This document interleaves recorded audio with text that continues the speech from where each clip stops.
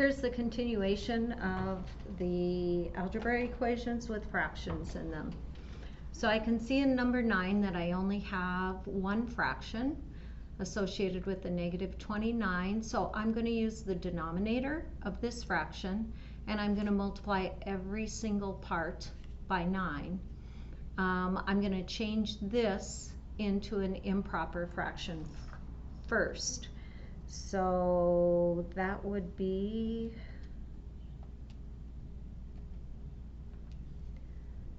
$263, and that's a negative ninths.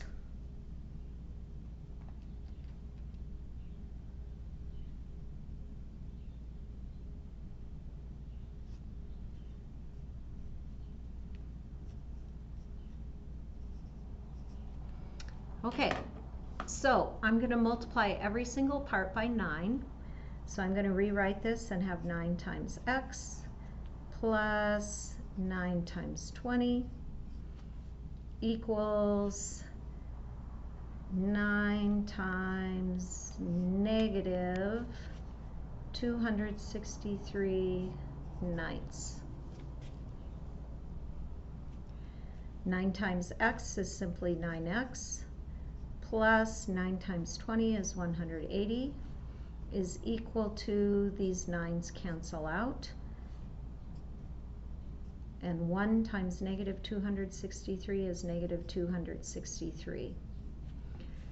On the left-hand side of the equation, I have variables and I have constants, which is what the number is called, and over here I just have the constant.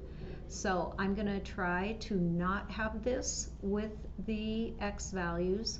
So I'm going to do the opposite of this, and I'm going to subtract 180 because that creates a sum of 0. A positive 180 plus a negative 180 is 0.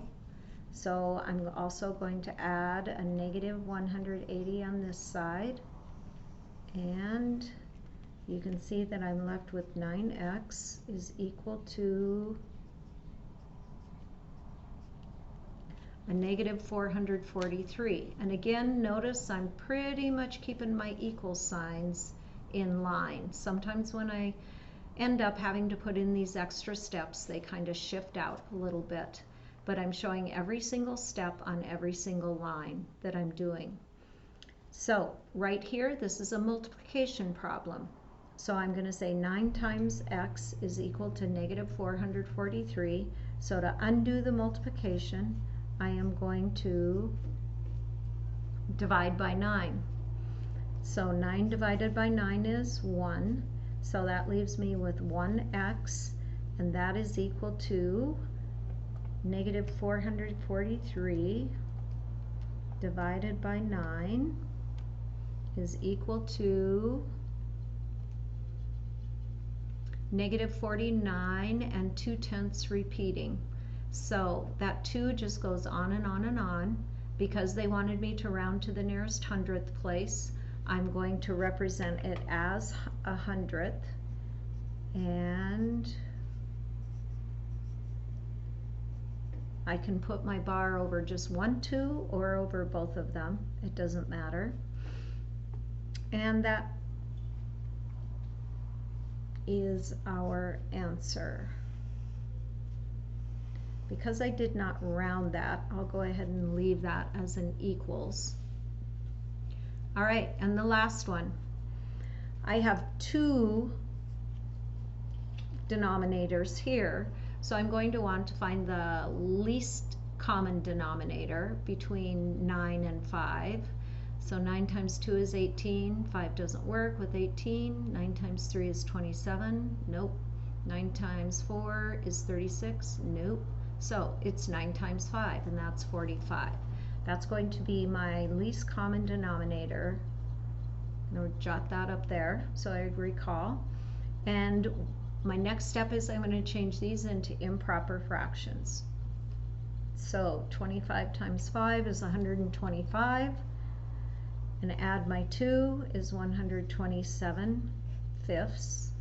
That's what this quantity is. I have h right here. And on the other side, I have negative 4 times 9 is negative 36, plus 8 is going to be 28.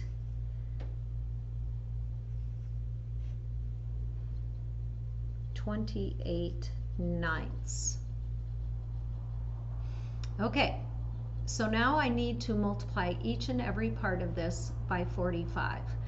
I'm going to show you a shortcut to writing this out in front of every single term.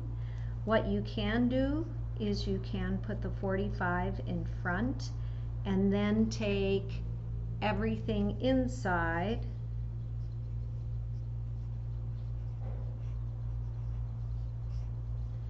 and the same thing over here, put 45 in front times whatever is on the right.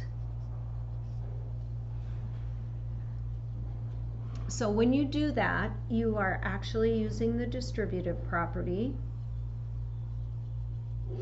So when we multiply 45 times h, we get 45h plus, now here's where we can do the canceling. We can take this 5 and we can still cancel it with this 45 that's out here.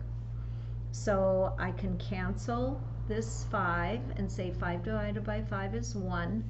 And over here I can take 45 and divide it by 5 as well and get 9. Now it's the 9 that's going to come over and be multiplied by the 125.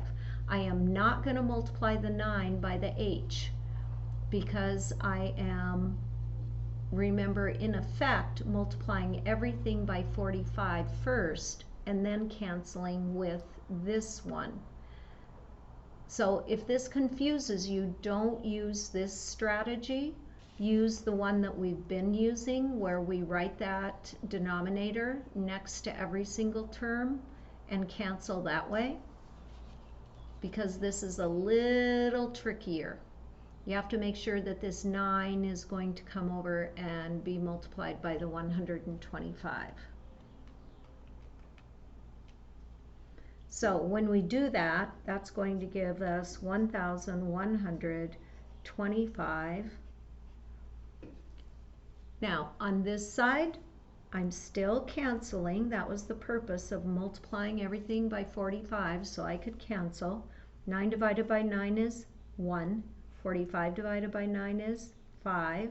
So now my multiplication is 5 times 28. And that equals 140. Now, we need to remember, this is where Mrs. Porish needs to go back and double check. This was a negative, which made this a negative. See, I almost made that mistake. So a negative times a positive is a negative. So right back up here, this was negative. So that negative carries through down here. So now I get to want to get all of my h's on one side with no constants with it. So to make this zero out, I'm going to do the opposite of addition, which is subtraction. Or if you want to think of it, is add the opposite. That's going to get me with just 45h on the left.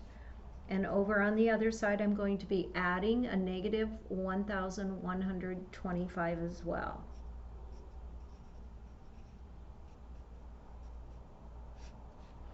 And when I add two negatives together, when I'm adding, I'm just going to add the numbers as usual, and then I'm going to take the sign of whatever the numbers are.